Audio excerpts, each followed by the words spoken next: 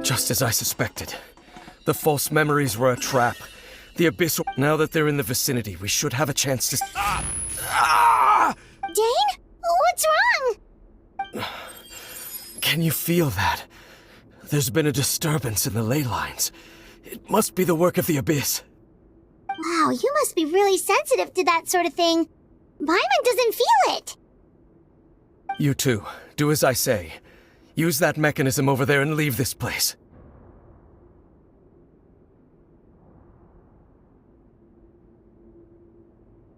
The Abyss Order is putting something in motion.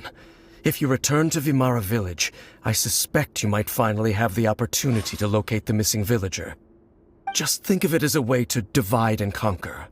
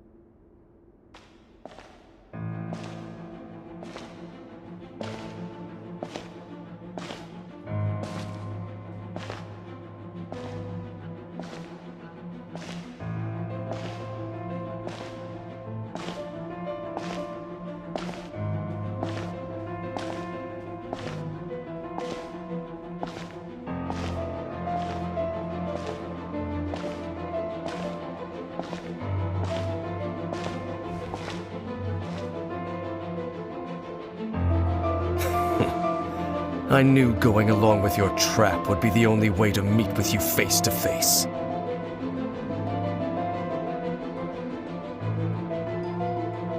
You risked your safety and that of the Eye?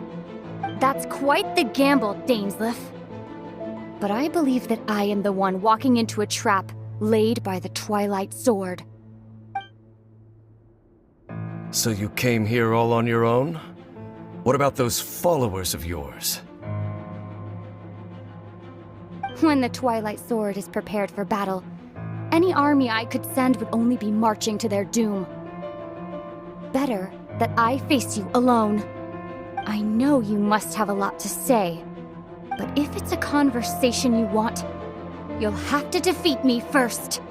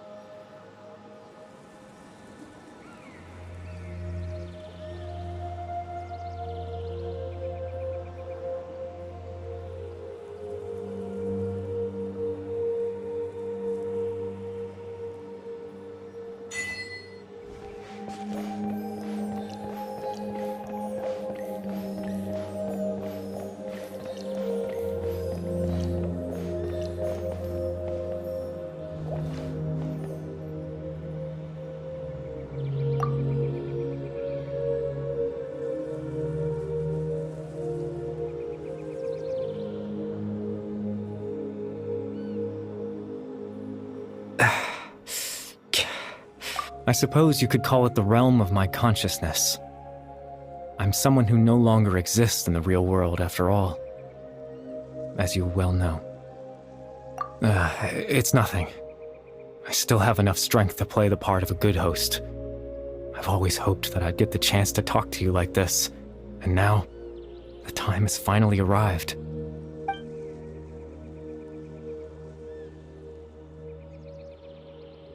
extreme sorrow and pain, hope and regret coursing through your veins, and a degree of abyssal power that defies comprehension. Father told me that once I possessed all those elements, I would become the loom of fate. But despite his intentions for me, I never truly became. In truth, I died the moment I set everything in motion. The person you see before you now is nothing but a remnant of consciousness left over within the loom of fate.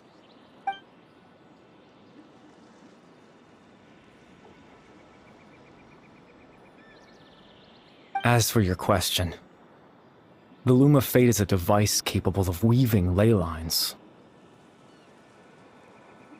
In its primitive form, it can only be used to create and implant memories. But as more of it is completed, its power becomes stronger and stronger, until finally, it has the power to weave real ley lines of its own. Once fully completed, the moment it gains the power to weave ley lines, it loses the lower-level ability to influence memories. But it also becomes a tool that can change the entire world. Yes, I have the ability to control the loom in its semi-completed form. I suppose you can think of it as a form of compensation. After all, its existence cost me my life.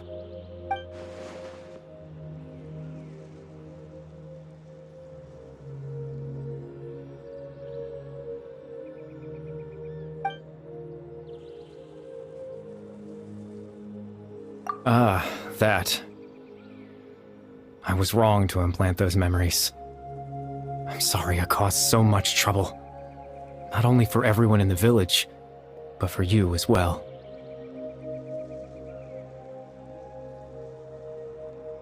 I just wanted them to feel like I once existed in this world. As if I had a chance at life.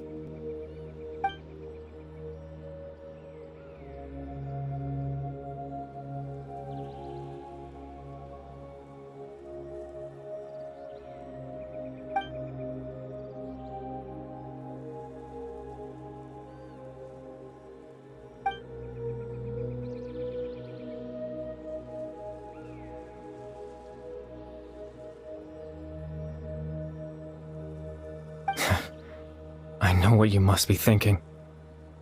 Why would I do something so meaningless? But I just couldn't accept it. I had to know what it would be like if I had my own life. What kind of person I would be. What other people would think of me.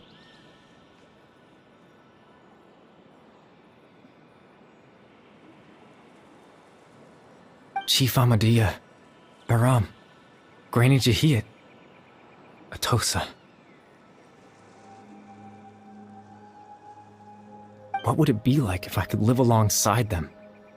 No cataclysm, no curse. Just a quiet life in a peaceful village. I was curious, so I selfishly tried to have my own life. Even if that meant piecing together the version of myself that could have been. One memory at a time. I know it sounds stupid.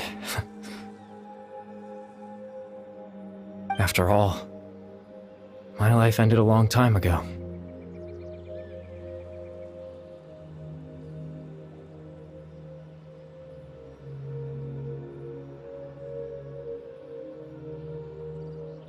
Any chance at living was stripped away from me when I was 8 years old.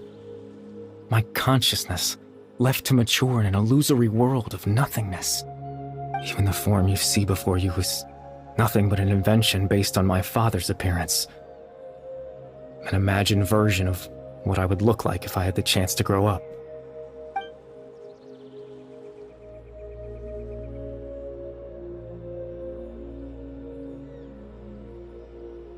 I know. But there's nothing I can do to make them find me. If I could exist in the real world, I would return without a second thought and surprise them with the suddenness of it all. But, well,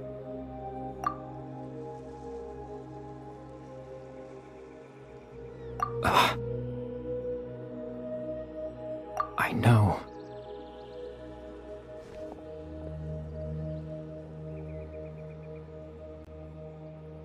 Captain Dainsleif. Twilight's sword, you mean? No need to meet up with him. Things should already be settled on his end. Exactly. As someone who could only exist in people's memories, the fact that I'm able to talk to you in my consciousness like this can only... The loom of fate has already been completed.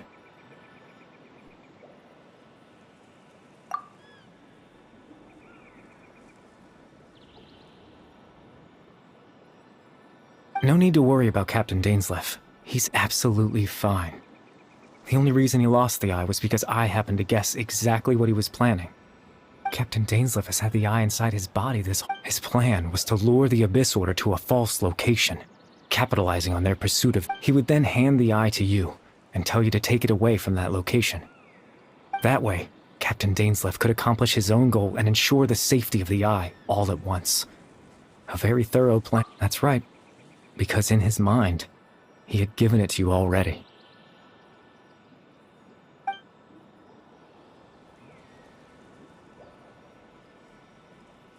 Before you two entered that false location. Traveler, wait.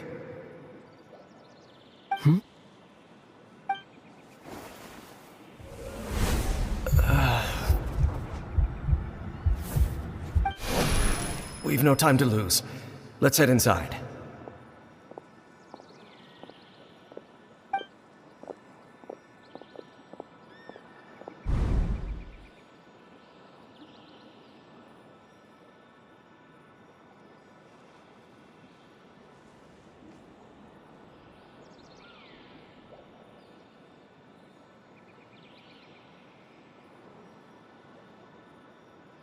That was when I implanted the memory of him handing you the eye.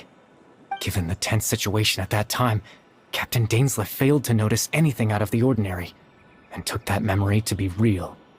I'm sorry, Traveler, but I needed the Loom of Fate to be completed. And to do that, we had to retrieve the eye.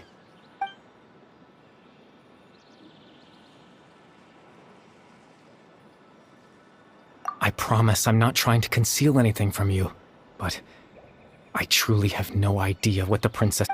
Tevat's ley line system is deeply entrenched in the planet. Creating new ley lines can neither replace in the face of everything they could be planning. I fear I'm too insignificant to even get a In any case, I had my own use for the Loom of Fate, and my goal... You remember my father, don't you? Clotar Alberic. I believe you saw him in your sibling's memory. After he used the power of the Abyss to restore consciousness to my hilichurl form, I suffered from an indescribable level of mental anguish. To comfort me, my father told me a story, that this was a fairy tale world where I had to take on the form of a little monster. That story managed to dispel my fears, even if just for a moment. My goal was simple: to use the Loom of Fate in its near-completed form, when its ability to create memories was at its strongest, to implant a specific memory into the minds of the hilichurls. In that memory, I would tell them a story, just like my father did for me. It was a story of fairy tales and love. But more than anything, it was the story of us.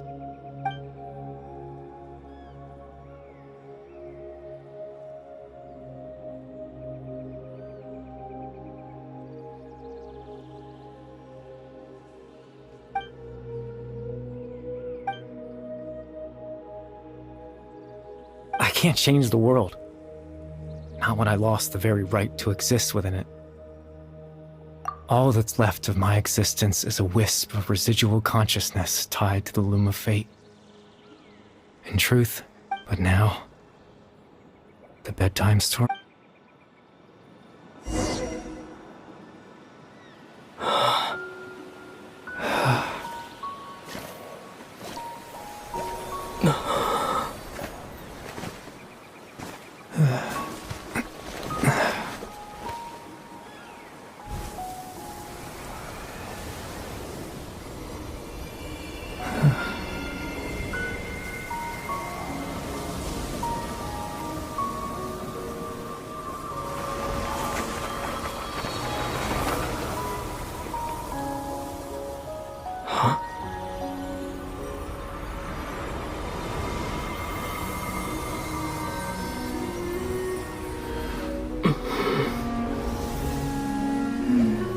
Looks like I was too late to see Kari Bear one last time.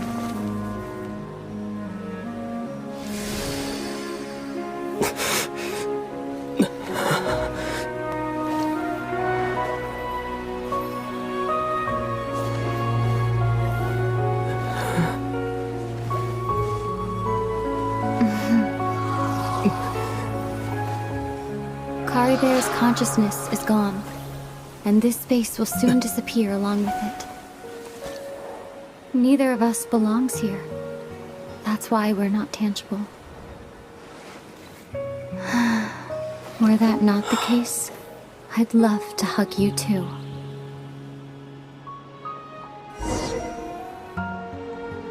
Well, how about a conversation?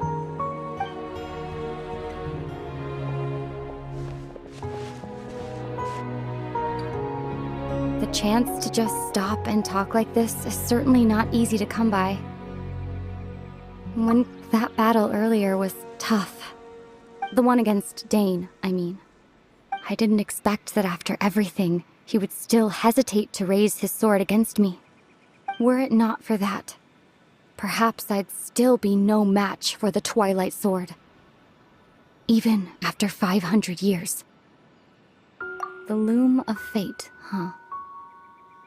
I still haven't found a way to utilize it to its full potential. But there's still time before the heavenly principles awaken. Yes, for 500 years now, ever since the cataclysm in Conria, there's been no sign of activity. Not long ago, you witnessed the Hydro Archon destroy her divine throne. Yes? Such a flagrant disregard for the rules, and still Celestia took no action. I suppose that's proof enough of the Heavenly Principles situation. However, the Heavenly Principles will awaken.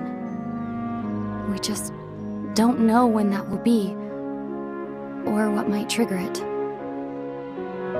You could say that. Just look at Kari Bear. He was so pure and single-minded. The space we now find ourselves is a perfect representation of who he was. Quiet and peaceful. Even as a hilly churl, seeing the terrible sight within the mirror wasn't enough to taint his spirit.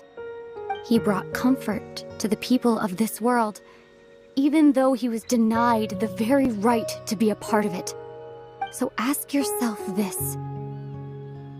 Who was it that deprived him of that right to exist? Of course, that's only one example. My feelings about the Heavenly Principles are too complicated to explain in just a few words.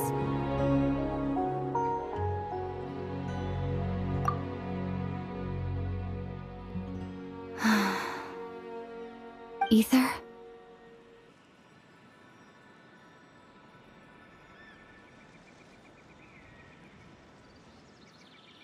You're the only one in this world who calls me that. There's so much I wanted to ask you, but for some reason, I'm not interested in asking those questions right now. There's just one thing I have to ask. One thing I could never understand. Why? Why can't we continue our journey together?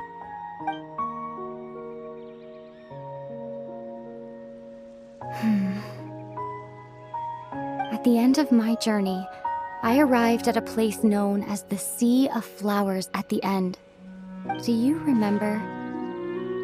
A long time ago, when we traveled between worlds together, you told me you wanted to find a place in the universe where that one flower was in full bloom. To have a place like that suddenly appear before me. Well, would you think of that as a coincidence? You mean... I miss you too, Aether. But as this war continues to rage, and as I continue to seek that final answer, I don't even know how to face myself sometimes, let alone my own brother.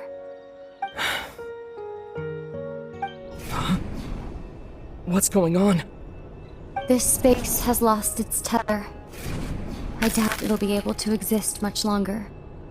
In fact, aside from our inability to physically interact with each other, there's something else you should know about this space. With Kari Bear gone, we won't be able to remember anything that happened here. Everything in this space will be wiped from existence, including all memory of our reunion. You're only telling me this now?